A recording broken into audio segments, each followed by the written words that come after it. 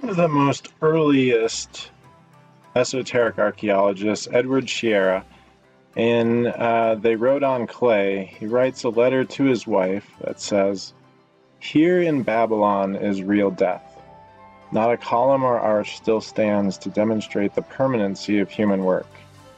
Everything has crumbled to dust. The very temple tower, the most imposing of all these ancient constructions, has entirely lost its shape.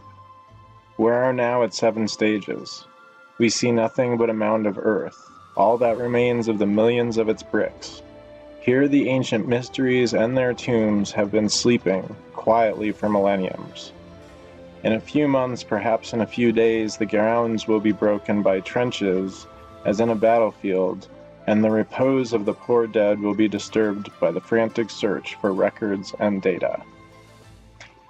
That was a quote that I used for the Sumerian Legacy, a guide to esoteric archaeology, and this material is also available, if you so desire, in the hardcover anthology Gates of the Necronomicon. So what we'll be doing in this Mardukite series is exploring the Year 2 Mardukite research and development, which in our previous series we discussed the Year 1 research and development, specifically relayed or most popular in Necronomicon, the Anunnaki Bible, but which is actually also available in paperback as the complete Anunnaki Bible. So the Year 1 and 2, the main core research curriculum in paperback form looks like this: Esoteric Archaeology series, for those people that choose not to, look into our material under the guise of Necronomicon. Obviously, there's people that prefer that semantics. So we'll be discussing the Sumerian Legacy, the esoteric archaeology of Sumer and Babylon, and again, material reflected in Gates of the Necronomicon, the secret Anunnaki tradition of Babylon. So when we explore these things, we're exploring basically new ground, even in the realm of the New Age. We're exploring what I'm putting forth now as Mesopotamian neo-paganism, and this is very different from a lot of other revivals that you might see in the New Age today, which are really, rather than revivals or reconstructions in themselves, a lot of it is base material, ritual magic, Wiccan neo-paganism that simply incorporates specific mythologies or paradigms. But within esoteric archaeology, we're looking at something a lot deeper. And what we are looking at begins with a mystical, an ancient mystical current or paradigm, the most ancient, raw, primordial, the beginning of all systems.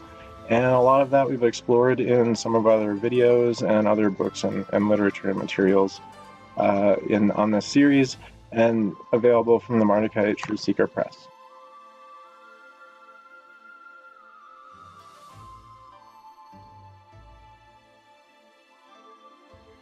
So mystics of every age have gone forth explaining this almost quantum vision of reality and existence.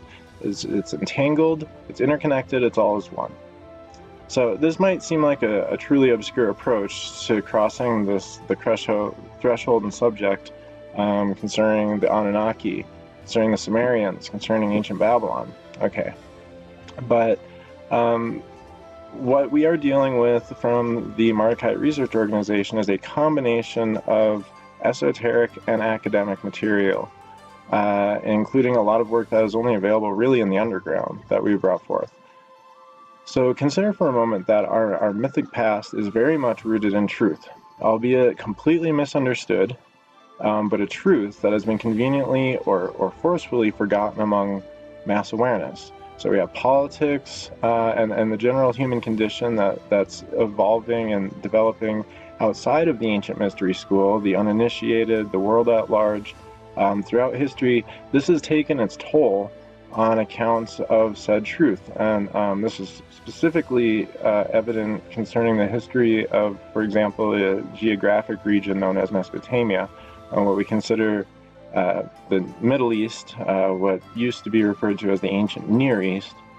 But these are milestones in achievement of human consciousness to be able to look back into ancient Mesopotamia completely independent of the politics, Arabic populations, all the Islamic stuff and everything going on there that has absolutely nothing to do with ancient Mesopotamia.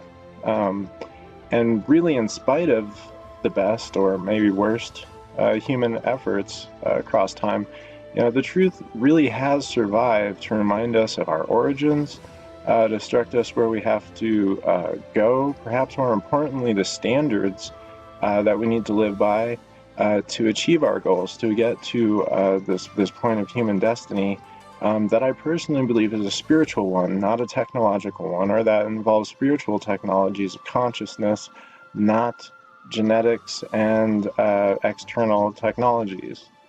But these technologies, they go hand in hand with the evolution of human nature on the planet. The mere survival of some secret doctrines by a few select cabals is not really enough.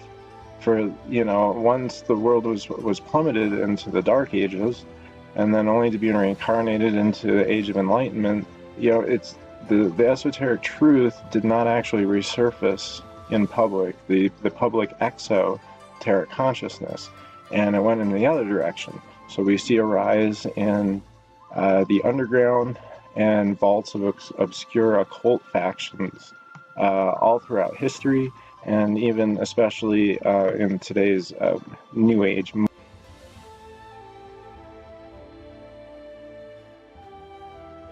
There are many tenets and principles, very specific aspects that are the result of a systemology that I have followed for a quarter of a century now.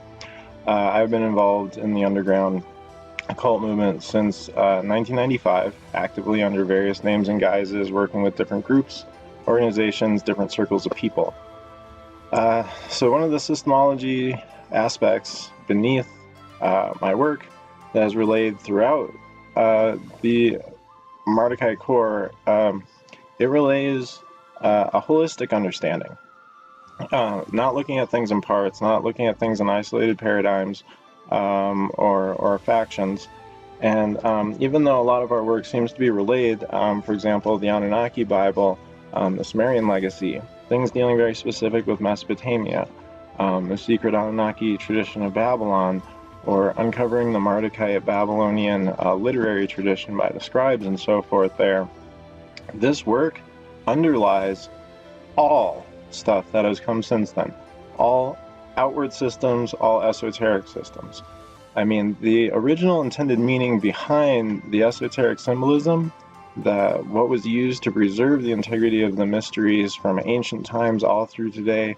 We see a lot of symbology interest. We see people interested in all the symbols of Masonic or Illuminati or ancient symbols reappearing in different things. But to be honest, these symbols used to preserve the integrity of these mysteries have actually become as confounded and obscure to the mystical practitioners and these magicians, you magicians out there, as the nature of our own organizations. And even though I've operated with the Mardukite Research Organization for quite some time, I've also been involved in many other groups, factions, and organizations previously through the late 90s, mostly for research and development. And so I'm aware of what's been taking place on both sides. But one thing I have noticed is not only have the symbols and the mysteries and the way that this has been relayed from ancient cultures been misunderstood and confounded, I have found that a lot of magicians, a lot of organizations, a lot of groups and authors are completely convinced of themselves that they do have true comprehension of it. And so eventually the politics that reflects the surface world is becoming, no less existent in the underground. This is a politics that I've seen firsthand involved in Neo-Druidism and the modern Druidic tradition since the mid-90s as well. It's one of the reasons why I almost steer clear most of the time from that genre. in spite of my actual position in it, in the underground, involving my work with New Forest Center and so forth. But the quest to satisfy the innate desire to pursue truth, and particularly what has been known like as the secret of the ages, they're as obvious in the realms of science and academia as they are in the world of the occultists. Esotericists are not the only ones interested in unearthing these matters, and nor are they even the original ones. You know, the methodologies and the intentions differ, but we're dealing with people wanting to uncover information from the past for whatever reasons, whether it's academic, scholarly, or for occult purposes, artifacts that may either have aesthetic value or potentially the recovery of some kind of technologies. But without intellectual and scholarly pursuits by historians and academicians, we would probably have a lot fewer clues to reconstruct our mental image of the past. And then where would we seek to draw our inspiration from? And we certainly can't look to the fanciful distortions, pantheism or anthropomorphic fairy tales and the mythology passed around by the uninitiated that, you know, looks at things as pretty much puffball bullshit. So we have to look within, looking into the underground and the streams that have dealt with the recovery of the truth of mankind's past, which is completely paramount to understanding humanity's destined future. So, you know, it really shouldn't come as much of a surprise when we think about it, the geographical region associated with its origins. I mean, it remains victim to unyielding war and suffering. I mean, this is thousands of years since the time of the Anunnaki and Babylon. You know, this further enshrouds our efforts to unveil the secret of the ages, these mysteries from that region, with a patina of public hesitation and doubt, really painted by the political opinions towards the modern Middle East activity.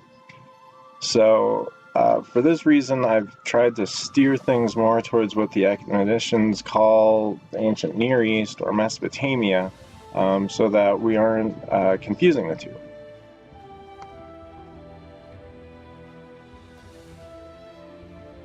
So as I was mentioning in our previous series, when we were dealing specifically with the Year 1 curriculum, Necronomicon, the Anunnaki Bible, or if you prefer, the complete Anunnaki Bible, a source book of esoteric archaeology, now available in paperback. So for like over a century now, the modern pursuit of the great Babylonian mysteries remained primarily restricted to two approaches. Firstly, in the late 19th century, we had archaeological excavations that inspired academic exoteric Assyriology. And then the second, which is derived from the same, was it made like crude esoteric attempts at reviving a working understanding of the ancient Mesopotamian paradigm. So in the first, really no attempt is made at philosophically or like bringing a mystical paradigm to it, and then the entire field of study just becomes left as dry as the desert sands in which it's drawn from. And then you have the second extreme, so you have early works from these Stoic academicians that are used at face value to base a revival mystical tradition. And it often gives little regard for like the specifics of the system and, for example, the paradigms, political aspects of the two, like bloodlines, lineages of the Anunnaki and so forth, things of that nature. You know, many additional facets of knowledge that we explore in like the Mardukite core, but they appear nowhere on the same fractured clay tablets and artifacts that are, you know, excavated from these ancient sites. So where does that leave us today? Okay, well, fortunately, 21st century truth seekers have a third option to explore, which you know, has now been growing for like over a decade, because in 2008, this new revolutionary esoteric underground organization that we call the Mardukites appeared, and it was developing a little bit before then, but 2008 it became publicly visible. So we've just observed our 10th anniversary of that. The following year in 2009, we had an active research organization, which we're observing the 10th anniversary of, and of course the reissue of our Mardukite core. This was basically a breed of what I consider a next generation of esoteric Assyriologists. We went from the exoteric to the esoteric, and we've gone from surface academic dry renderings to actual mystical work and experimentation. So with the next gen paradigm mixing with my systemology, we weren't going to just do what had been done before or even blindly accept the data from our predecessors. I mean, at least not at face value. So now, for over a decade, this diversely organized research group has sought out the most ancient writings rendered on the clay tablets from Babylonia, and that is the raw material, the most ancient. That is what we actually deal with in either the complete Anunnaki Bible or Necronomicon, the Anunnaki Bible. This text is essentially the raw research data. What I finally did, because of all the work that went into that, and the research development, how to bring a practical working knowledge of the paradigm together, that is what the Sumerian Legacy or Gates of the Necronomicon helps to do. The two do go together. You can easily read them as standalone volumes, but they go together. And so this is what we've developed, and these writings demonstrate an integral link, really, directly between our origins and then the remaining evolution of human evolution, of civilization.